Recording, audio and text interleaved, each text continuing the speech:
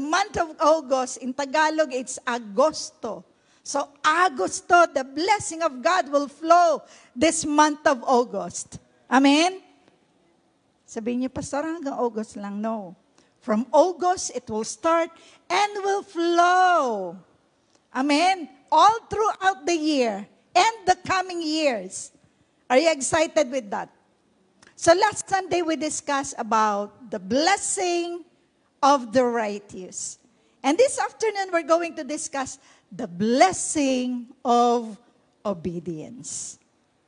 Who wants to obey the Lord? Can you please raise your hand? Yeah, there are some. I want to see all of your hands. Okay. Who really want to obey the Lord? Yan, meron pa rin ilang hindi. Okay. So I know we're here. That's the reason why we're here. It is because we want to obey the Lord. So, shall we open our Bible in the book of Genesis chapter 22 verses 1 up to 14. It's a little bit longer. So, I want to focus on this story. Okay. In verse 1, altogether. After these things, God decided to test Abraham's faith. Can we read together para lahat tayo gising? Okay? Let's start with verse 1. Once already, go. After these things, God decided to test Abraham's faith. God said to him, Abraham, and he said, yes. Then God said, take your son to the land of Moriah and kill your son there as a sacrifice for me. This must be Isaac, your only son, the one you love. Use him as a burnt offering on one of the mountains there. I will tell you which mountain. Verse 3, in the morning, Abraham got up and saddled his donkey. He took Isaac and 2 servants with him. He cut the wood for the sacrifice. Then they went to the place where God told them to go. After they traveled 3 days, Abraham looked up, and in the distance he saw the place where they were going. Yung po marunong bumasa, basa. Then he said to his servants, stay here with the donkey, the boy, and I will go to that place and worship. Then we will come back to you later. Abraham took the wood for the sacrifice and put it on his son's shoulder. Abraham took the special knife and fire. Then both he and his son went together to the place for worship. Isaac said to his father Abraham, Father Abraham answered, yes. Yes, son. Isaac said, I see the wood and the fire, but where is the lamb we will burn as a sacrifice? Abraham answered, God himself is providing the lamb for the sacrifice, my son. So both Abraham and his son went together to that place. When they came to the place where God told them to go, Abraham built an altar. He carefully laid the wood on the altar, then he tied up his son Isaac and laid him on the altar on top of the wood. Then Abraham reached for his knife to kill his son, but the angel of the Lord stopped him. And the angel called from heaven and said, Abraham, Abraham, Abraham answered, yes. The angel said, don't kill your son or hurt him in any way. Now I can see that you do respect and obey God. I see that you are ready to kill your son, your only son, for me. Did you understand the story? I mean, it's a very nice story. And we're going to discuss all about this, what Abraham did. Okay? So shall we first bow our head and close our eyes, and we're going to pray. Father, heart God, we're asking you once again to move, to work, Lord God, mightily upon each and every one of us. Touch every heart. Touch every mind so that the power of your word manifest upon each and every one of us. Lord God, I am asking for your guidance, for your power, for your anointing to lead me. Let your spirit cover me that I may only speak every word that is coming from you. Lord God, hide me under your cross. And in this place, let the name of Jesus be glorified. We ask all of this. In Jesus' name we pray. And everybody say, Amen and Amen. Okay. So, this story tells about the test of Abraham's faith. Right? Maybe each and every one of us are experiencing some testing in life. I don't know what you are going through. But what I know is, lahat tayo, all of us, were going through some testing, some trials in our lives. Amen? So, let's see how God tested Abraham and found out how obedient Abraham is. So, look at this story. After how many years of waiting? Because God made a promise. I will make you a father of many nations. And it's more than 90 plus during that time. There's no 90 plus here, right? Sino ba pinaka-senior? Tayo are 79. Higher? Meron pa ba? Bidding no? 79. So, si tatay na, no? He's 79. And do you think when God talked to Tatay Romy and he's going to say, Romy and Ine, you're going to have your child. Payag ka ba? But, wag na mag-alaga. But, during that time, God spoke to Abraham. And he promised, I'm going to make you a father of many nations. At first, of course, maybe he's doubting, Lord, I'm too old. But he kept the promise. He kept the promise of God. And then here comes, right after the promise, at 98 years old, si Sarah, more than 90, God gave them the child. I don't know how it goes. At that age, bearing a child, may binisita kami, we visited someone, and, oh, you need to have one more child. Ay, no, Pastor, I'm 42, that's fine. She's only 42, and no, Pastor, one is enough. Sabi ko, you need one more. Nahirapin na siya because she's 42. Sarah was more than 90 years old and still was able to carry a child. And then here comes, right after those blessings, wow, here comes Isaac. And then one day, God talked to Abraham and he said, Abraham, without hesitation, Abraham answered, yes, Lord. In verse, can we go back to verse 1? He said, he just asked Abraham to offer his one and only son.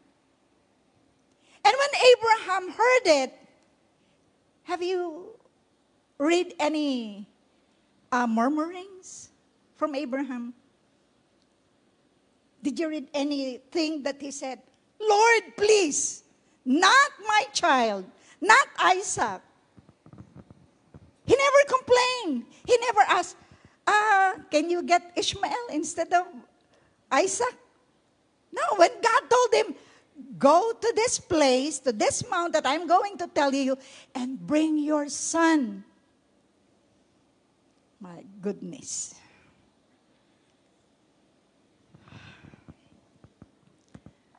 We never heard Abraham complaining. But what we have heard is an obedient heart. Amen? Nakita natin isang pusong masunurin sa Diyos. A heart that is able and is willing to follow and to obey our God. I don't know what God is telling you to do. And I don't know how you're going to reply But here we have seen, we witness an obedient heart in the life of Moses. Right? Grabe kung makasunod without any hesitation. Abraham followed the voice, the command of the Lord. I just want to remind you that God tested Abraham not to trip him or watch him fail, but to deepen his capacity to obey God and develop his character. So, this testing came to his life not to watch him fail. Tignan ko nga, kaya mo ba to? But God tested Abraham to deepen his capacity to obey. Maybe you are experiencing some problems or trials in your life. But I want to warn you, just like Abraham, God did this not to show you failing, not to show you na nahihirapan ka. But God is going to develop your character. God is going to develop your capacity to obey Him. Amen? Amen po ba? So, if you're Abraham, do you think kakayanin mo? Pag dumating yung testing na yon and God is requiring you to offer one of the precious thing in your life, do you think you're going to give it to God? Ibibigay mo kaya? Hello? Pag dumating sa buhay natin yan, please be reminded of this. God is stretching us to develop our character. God is stretching us. He's going to stretch out your patience, your love. No? Bakit? Or para saan? To develop our character. When we're going to read this story, nakakaiyak. Amen? Sinong umiiyak pagka nababasa to? No? So, we will know how obedient, how big Abraham's faith is. Amen? So if we will go back to the story, God asked Abraham to prepare an offering. And he knows that he need to offer his one and only son, Isaac. Now again, I tell you, there's no murmuring. He still obeyed. And early in the morning, Abraham prepared everything, the fire, the wood, no? And they walk or travel. Actually, they have the donkey. I don't know if they sumakay sila sa donkey or the donkey are just carrying all the woods or whatsoever. But they traveled for 3 days. And after 3 days, he talked to his servants. And when he talked to his servants, Abraham said, "Stay here. Stay here. Me and my son will offer." So it's only Abraham and Isaac will come up the mountain to do the offering. So he talked to his servants and say, "Stay here." But look at this. In verse 5, when Abraham said to his servants to stay, this is the word he said to his servants. "We stay here. We will come back to you." During this time, Abraham knows that he's going to offer his one and only son, Isaac.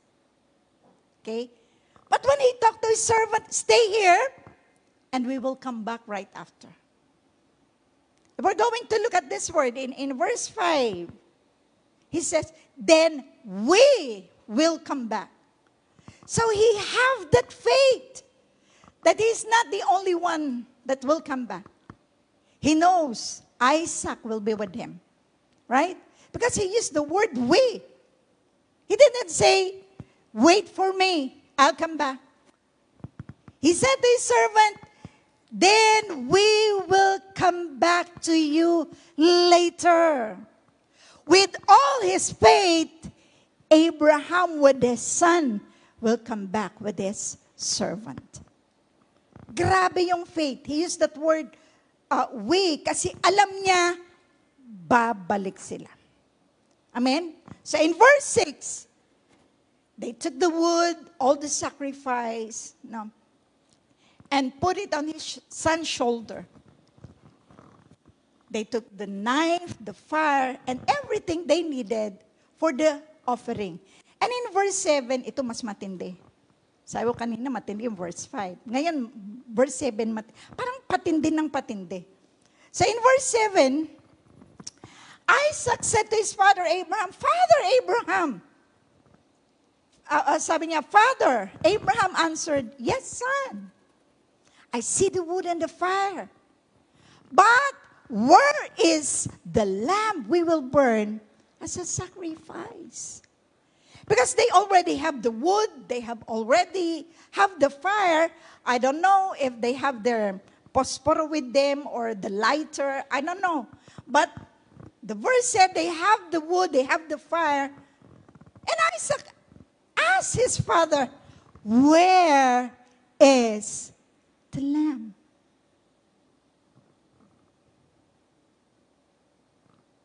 Kung tatay ka, nandun ka, ano gagawin mo? Taas nga kamay ng mga tatay. May I see the hands of the father here? Yan. Okay. This week, we visited the babies, of course, hindi lang babies, with the parents, of course. And you will see them, they have their different style, different techniques, paano patutulugin yung mga anak. Merong may hawak na kumot, iduduya ng ganun. Merong patutulugin na, merong iba sisiksik sa kilikili. Ang galing, tulog agad. Alam na pang patulog, gana. So, they have their different style. How are they going to take care of their babies?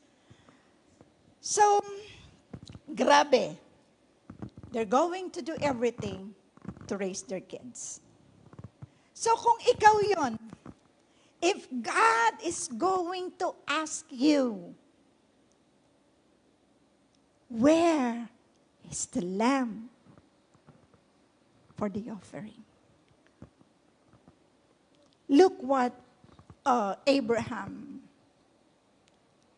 told them.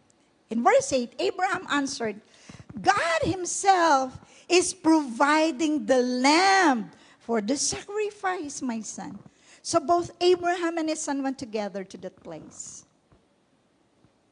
The only thing Abraham told his son is, God himself is providing the lamb for his sacrifice. He never said, ikaw yun na. Hello? God will provide. If we're going to look at it, as a father, how does it feel? Ano pakiramdam na yung anak mo mismo i-offer mo? Amen?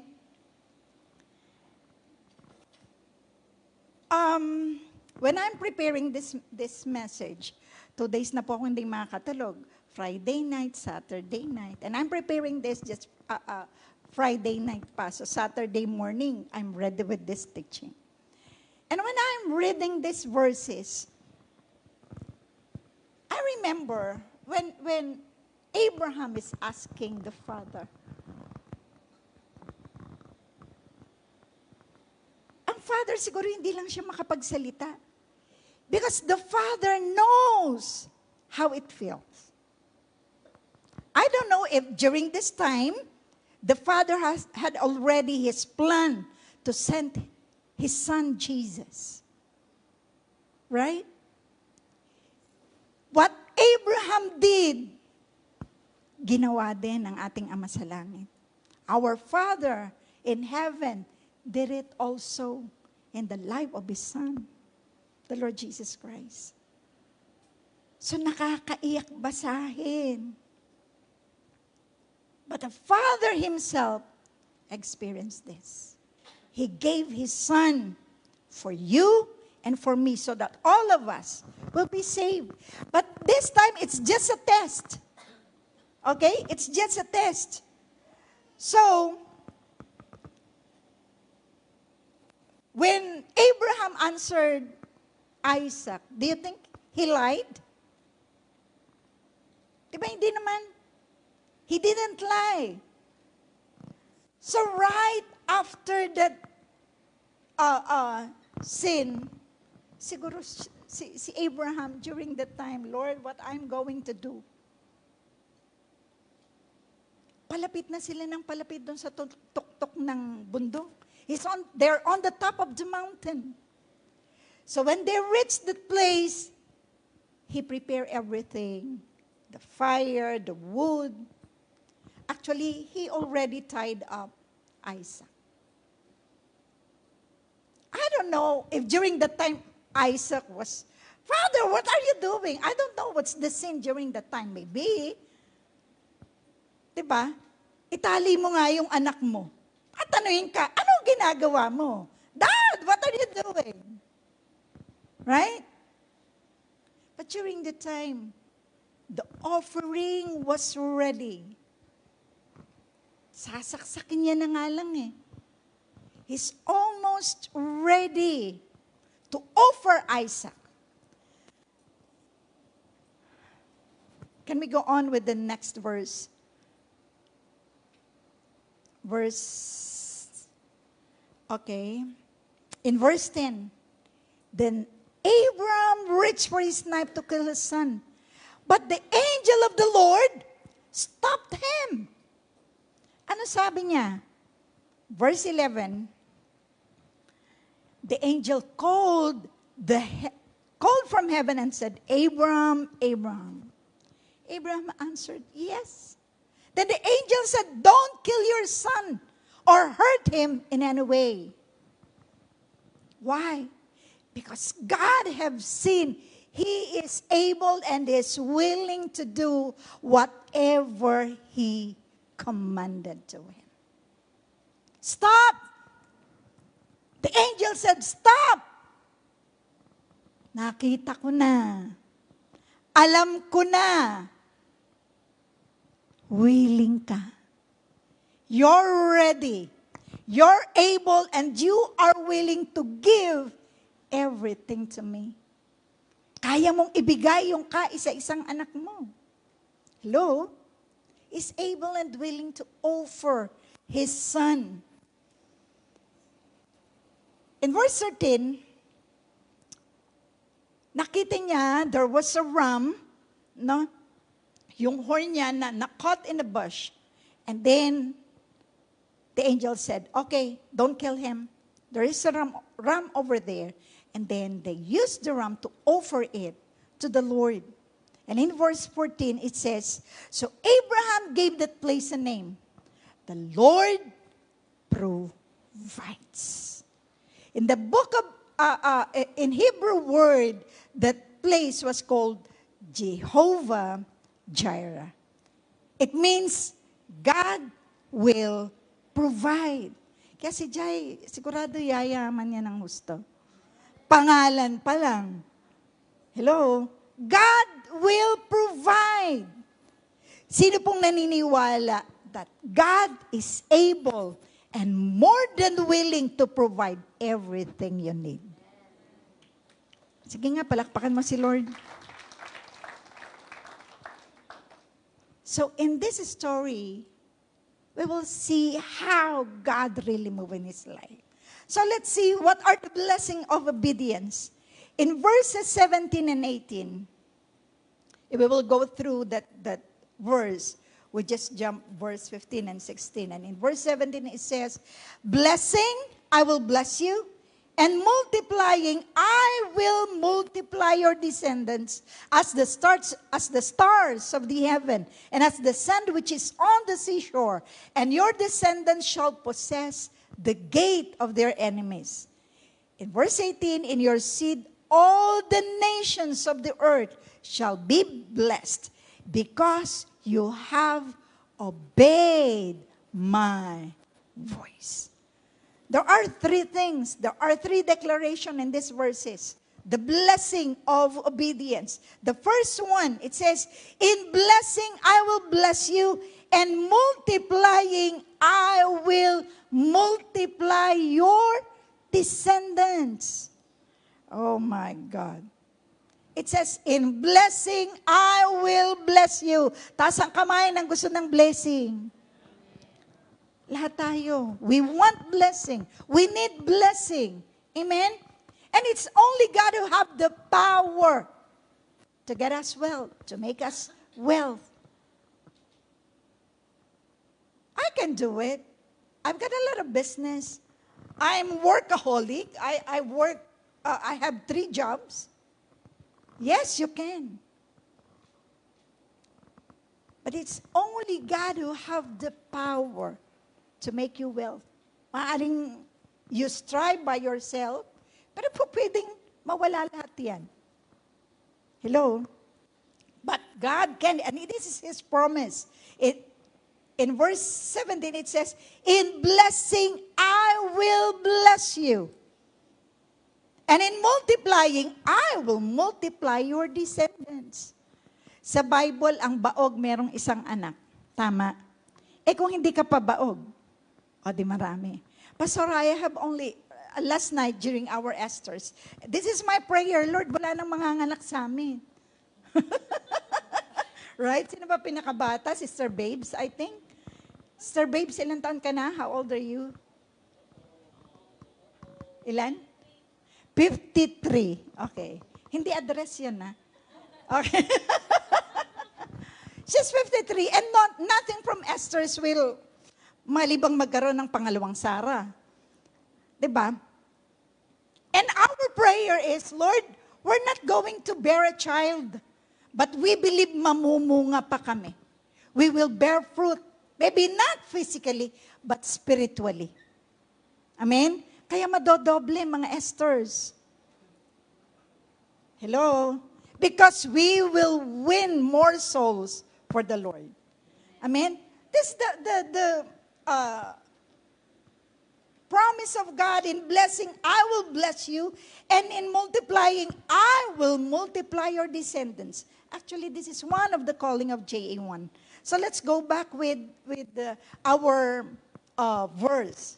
The JA1 verse in Genesis 12, verses 1 to 3. It says, now the Lord has said to Abraham, get out of your country, from your family, and from your father's house, to a land that I will show you. I will make you a great nation. I will bless you and make your name great, and you shall be a blessing. I will bless those who bless you, and I will curse him who curses you. And in you all the families of the earth shall be blessed. It is our personal calling, the national calling. Yan yung ating international calling. God is going to bless us. Amen? Hello? Minimemorize ko nga ito eh. It says here, I will make you a great nation. I will bless you. I will make your name great, and you shall be a blessing. I will bless those who bless you, and will curse who curses you. And all families of the earth will be blessed through you. Wow. It's very clear that each and every one of us will be used by God to be a blessing. Amen? Tell to somebody, you will be a blessing. And of course, you cannot be a blessing unless you are blessed. Amen? You cannot be a blessing unless you're blessed. So for sure, God is going to bless us. In the book of Philippians chapter 4, verse 19, my God will use His glorious riches to give you everything you need. He will do this through Christ Jesus. In other translation, it says, God will supply all your need. He will not only give it to you, but He's going to supply. It means, pag wala ng supply, darating. Automatic darating sa iyo yan. Amen? And look in John chapter 10, verse 10. You know all of these verses. This is just a reminder. A thief comes to steal, a thief comes to steal, to kill, and destroy. But I came to give life, life that is full and good. In NIV version, it says, to have it more abundantly. Wow. So if the devil came to steal and to kill and to destroy, he's stealing our blessing. He's destroying our lives. But the purpose of Jesus, the reason why he came, is to give us life. That's the reason why all of you are here. When we accepted Jesus, it's not only life on this earth, but God has given us life, an eternal life with Him. Amen? So, grabe, hindi lamang buhay sa langit yung pinangako ng Lord. It is not only an eternal life with Him, but His promise is to have it more abundantly, life that is full and good. When Jesus promised an abundant life, hindi siya nangako ng buhay na kasyang-kasya lang. Hindi siya nangako ng buhay na tamang-tama lang. Kasi pagka siya, okay, I have everything I need, nasira yung sasakyan mo, ay, walang pampaayos. Ang gusto ng Lord, God wants us to have a life that is full. Actually, in NIV, it is abundantly. God wants us to live an abundant life. Yung buhay na pinagpala ng ating Diyos na buhay. Sino gustong ma-experience yun? Who wants to experience an abundant life? Sige, palakpakan mo si Lord.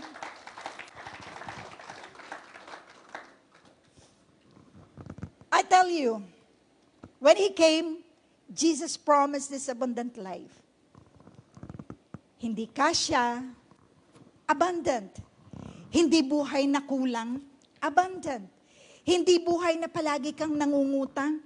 Ang gusto ng Lord, abundant life. If we never experience this abundant life, you need to ask God, Lord, your promise is we're going to live a satisfied life. Satisfied ba yung buhay na maraming utang? Hello? Pastor, hanggang ngayon nagbabayad ako ng bahay. Huwag kang mag-alala, hindi basta utang lang yun. That's part of your investment. Pero yung nangutang ka kasi, may nabalitaan ako, mangungutang pampakasal. Ano ba naman yun? Magpapakasal ka, mangungutang ka. Huwag ka munang magpakasal. Mangungutang ka pala. O kaya pagkasyahin mo kung anong meron lang. Right? Pero mangungutang ka para magpakasal, that's unwise. Ay, sorry for that. Wala pa namang magpapakasal dito. No? Okay? Diba? So you need to live a life abundantly kasi we are following our God. Yung may kailangan ka darating, hindi mo alam kung saan galing. Hello? That's God's provision. That's God's miracle. That's God's promise. Hello? So, maybe God is blessing you, but you are not being a good steward. Maybe you live above your means. Kung makagastos ka, akala mo naman parang, sabi ni Pastora, dapat parang feeling mo, mayaman ka. Kailangan kasi pinapractice yun. Amen? Hello? Umakto ka na mayaman ka. Yung mga utak na mahihirap, wala nga akong pera. Yan, kaya lagi ka walang pera. Kung mag-alala, hindi kami mangungutang sa'yo. Hello? Laging, thank you Lord, I am blessed.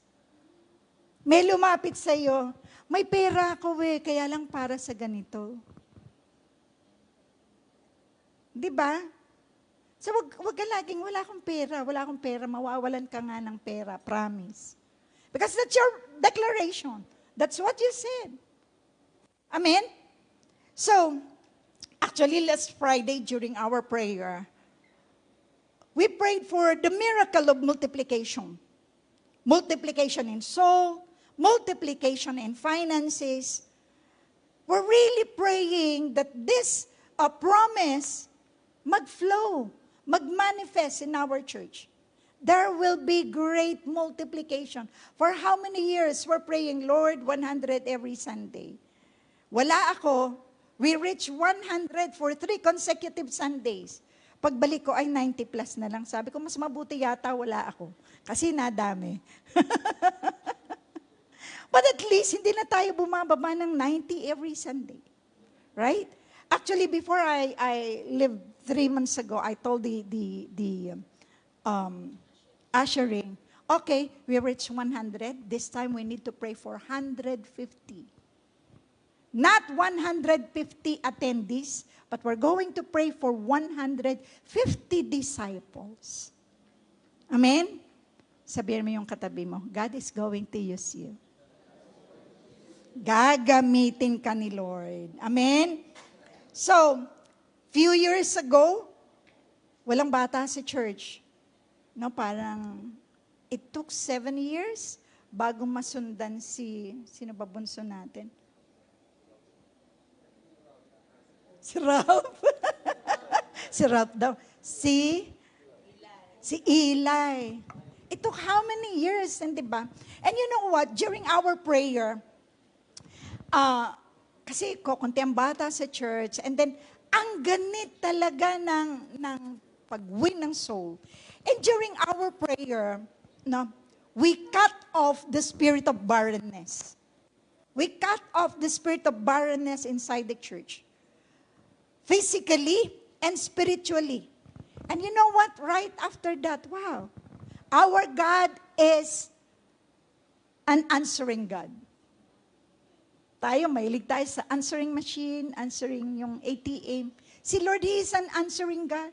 If we're going to ask something from Him, He is able and is willing to answer you. Amen? So ngayon, sunod-sunod ang mga babies natin. Sunod-sunod yung pag-win ng maraming soul. Amen? So, our prayer and our declaration, we are part of something big. Ay, ang bilis mag-manifest eh. Ang dami. But actually, our prayer is, no, hindi dahil malaki ka na, but our church will grow bigger and bigger and bigger. We're going to multiply. Sige, palakpakan mo si Lord. We're going to multiply. No? Magmumultiply po tayong lahat. I remember, actually this was during 80s. If you watch, siguro dito ako haharap. Dito maraming 80s. Dito, ano eh. Have you watched yung Gremlins? Remember the Gremlins? If they were sprinkled with water or nasinagan sila ng light, what happened to them? They're multiplying. Christians are like this, but we're not monsters. Because in the movie, Gremlins are monsters, right? So, dapat laging naliliwanagan. The light of the Word must manifest in our lives. Yung tubig, it's the water, it's the Word of God. Pag lagi tayong babad sa salita ng Diyos, if the Word of God is manifesting in our lives, for sure, lahat tayo, daig mo pa, Gremlins, dumadami ka. Pag yung liwanag ng salita ng Diyos nagmamanifest sa'yo, dumadami ka. Hello? So, sabihin mo yung katabi mo, magliwanag ka. You need to have that light from above. No? So that's number 1. We will be blessed. We're going to multiply. That's the blessing of obedience. And number 2, your descendants will possess the gates of your enemies. Grabe, pati kaaway mo, ibig sabihin yung bahay niya, ikaw conquer ko din. Hindi naman ganon. No? Sasakupin mo, if we're going to read it in Tagalog version, sasakupin mo ang lungsod ng iyong kaaway. So what does it mean? God will give them the ability to conquer their enemies. Hello? We're going to conquer it. Mapapagtagumpayan natin ito. Malalagpasan natin ito. No? This time, these Israelites, napagtagumpayan nila, nagapi nila yung kanilang mga kaaway. Can you tell to somebody, magtatagumpay ka? You're going to conquer your enemies. Amen? So that's the second thing. Ano ba ang kaaway mo dyan sa buhay mo? Ano ba yung bagay, something that hinder you in serving the Lord? The second promise of obedience is we're going to possess. We're going to conquer. There are a lot of things. Remember when I shared with you last Sunday, when I attended the Millionaire's Mind Intensive, we have an exercises there. There's an arrow that you're going to put in your neck. Dapat pala dito sa walang buto. Ako naman dito ko na ilagay. So that arrow, you need to break that arrow. And on that arrow, you're going to write all of your fears. Ano bang kinatatakot mo? So you need to write it down. And what you need to do is to break that arrow. You need to break all of your fears in life. Tas nga ang kamay kung may kinatatakutan ka. Will you please raise your hand if you fear anything? Maybe you are fear of darkness, fear of death, fear of FOMO. Ay, what's that?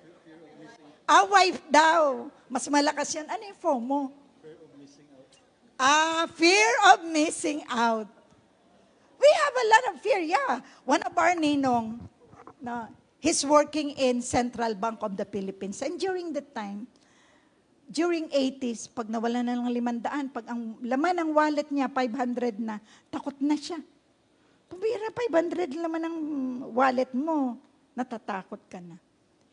All of us, we have our fears. But the promise of God, if we will only be obedient to Him, lahat ng fear mo, lahat ng takot mo, pagtatagumpayan mo. Amen? Palakpakan nga po natin si Lord. And last, number 3. In your seed, all the nations of the earth will be blessed. You will never be a blessing, sabi ko nga po kanina, unless you are blessed. Now, number 3, in your seed, all the nations. Balikan natin. Yung number 3. In your seed, all the nations of the earth will be blessed. It means, through you, in your seed. It means, it's not only you who will be blessed. Yung magiging anak mo, at anak ng anak mo, at anak ng anak ng anak ng anak mo. Lahat ng saling lahi mo. Amen? All of your families, all your seed will be blessed. I tell you, sabi ko nga kanina, you will never be a blessing unless you are blessed. How are you going to bless other people if you are in need? Right? So who wants to be a blessing? Kasi kung hindi ka willing maging blessing, hindi ka ibe-bless ng Lord. Hello? Kaya imposible na hindi ka pagpalain ng Panginoon. Can you tell to somebody, humanda ka, darating ang pagpapala sa iyo. You need to be ready because the blessing is coming your way. Sino excited doon? Yung excited, pumalakpak sa Panginoon. Humanda ka. Be ready because the blessing is coming. Why? Because you will be a blessing to many. Gagamitin ka ng Lord. I'm going to end up with this. With this testimony. Nasa Pilipinas ako. I have visited most of our churches. We have 22 outreaches in Quezon Province. Hindi ko po naman narating yung 22. I think I'd been to 9 churches.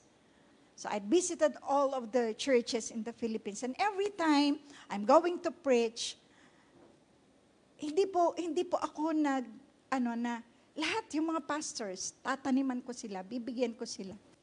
No. And of course, some of the churches na pinuntahan ko, yung mga isla. No. So they don't have any capacity para magbigay ng love gift sa'yo. So ako po nagbibigay ng love gift doon sa mga pastors. Unless yung mga mga nasa city na, at least pag nag-preach ka, o yan, may love gift ka, may magtatanong sa'yo. So, I am sowing seed to those pastors and workers. Nung dumating si pastor, kahit saan siya pumunta, may nagtatanim sa kanya. Sabi ko kay pastor, parang ako'y tanim ng tanim. Ikaw ay ani ng ani. Kaya pagdating niya, sabi ko, sige, ikaw ani ka ng ani. Okay, palagyan mo ng aircon to. Then sa taas, okay, palagyan mo ng aircon to. Okay, paggawa natin to. No? Sabi ko, ako'y tanim ng tanim, ikaw ay ani ng ani. Umani din naman ako. Remember last Sunday, I attended the funeral service. And most of the time in funeral, you will be the one to give the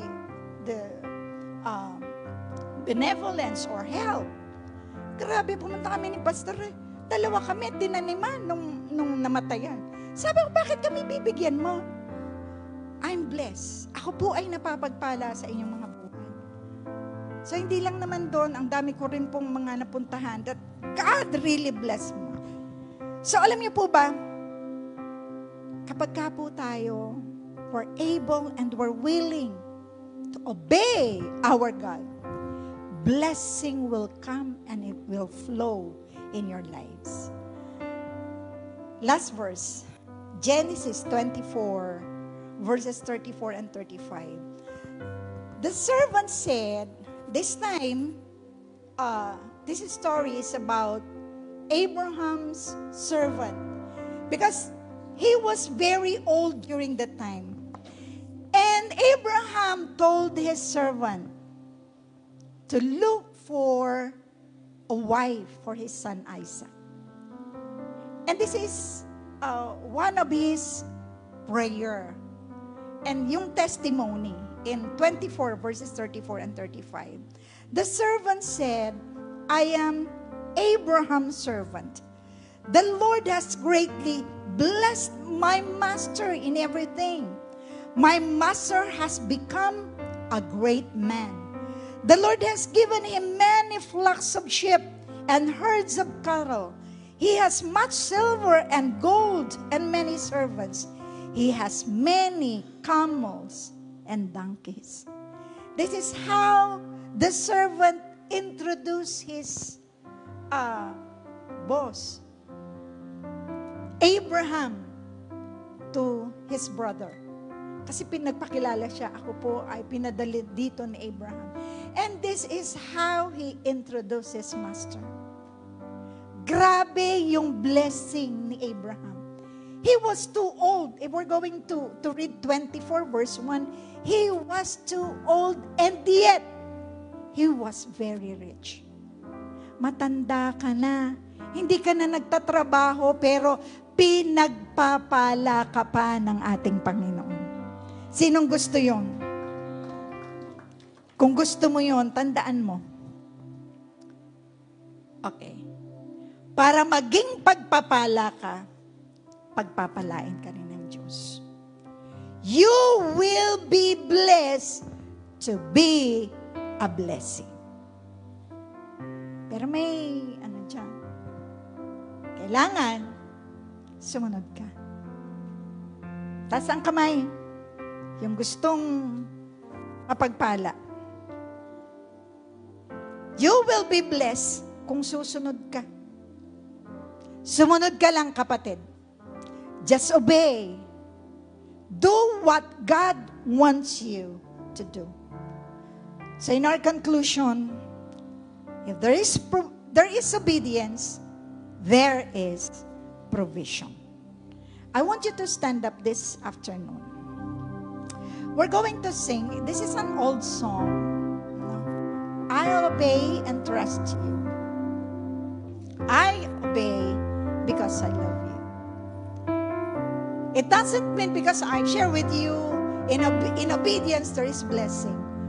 But it is good to know, and it is very good that if we're going to follow Him because we love Him. We're going to obey our God because we know we have a great, great God. Remember, God always looks in our heart. So, I don't know, maybe God is asking you to do something. Ano bang pinagagawa ni Lord sa iyo? And the question is, if God wants you to do something, are you able? And are you willing to obey? Susunod ka ba? Gagawin mo ba yung pinagagawa ng Lord sa iyo?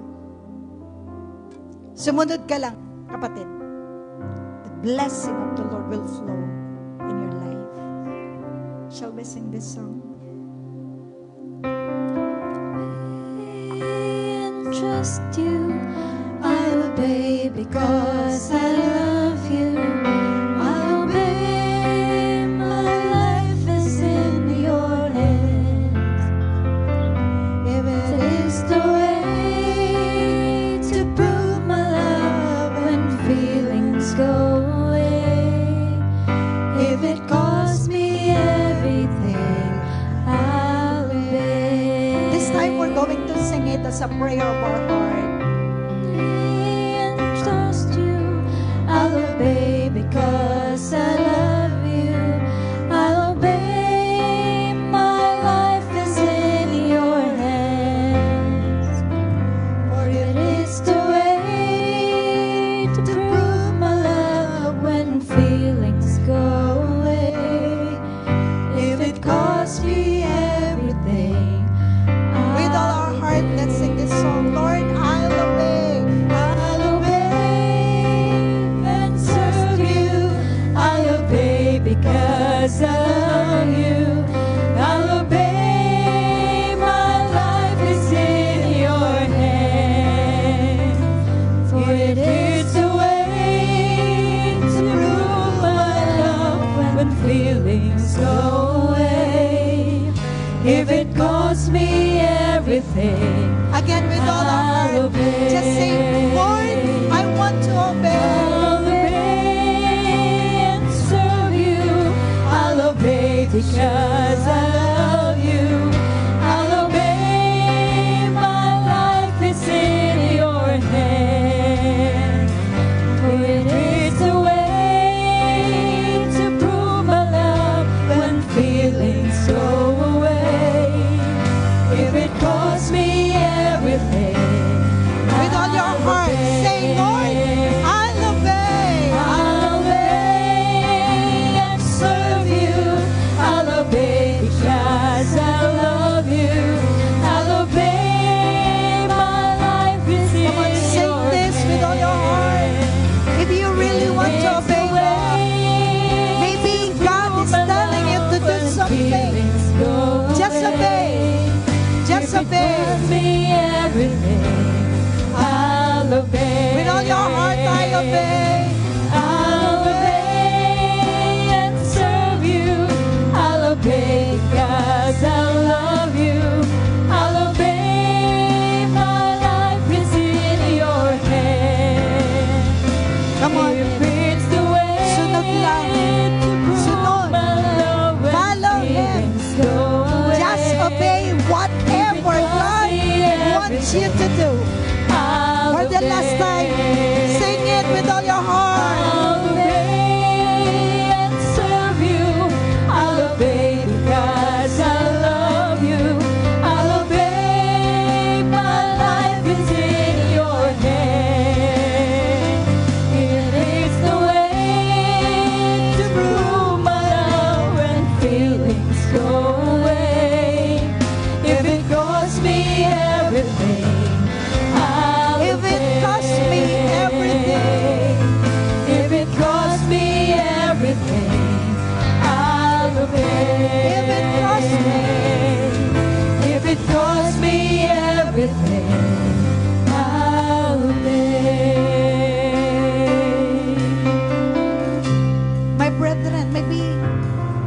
is asking you to do something. Or maybe He is asking you to surrender something. The question is, if this thing will cost everything in your life, or maybe the greatest thing in your life, most precious in your life, are you going to obey Him? Are you going to follow Him? Abraham did the best that he can. I know this time God is talking to you. God is speaking to you right now. There's only one thing. He wants to hear from you. Just say to Him, Lord, I'm here. I want to obey. I want to obey. I want to follow you. If you know this afternoon God is talking to you and you want to answer Him and say, Lord, I follow. Lord, I obey. I want you to raise your hand to Him. Raise your hand to God. If you really decided to obey, if you really decided to follow Him, just raise your hand to Jesus. Hallelujah. Father, heart, God, right now, you know the heart of these men and women. You know, Lord God, they have surrendered their lives. And here, as they raise their hand, showing they want to follow, they want to obey. Father, heart, God, sometimes it's hard. We can't do this alone. We can't do this by ourselves. But we're asking, let the power of the Holy Spirit move.